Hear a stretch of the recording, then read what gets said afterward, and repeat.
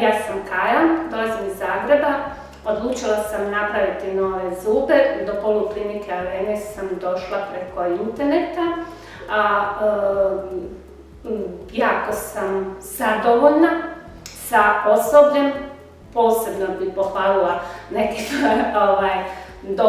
doktora Grašu, doktoricu Martinu i kompletno osoblje. Na recepciji isto su bili jako ljubazni, imali su strpljenja sa mnom.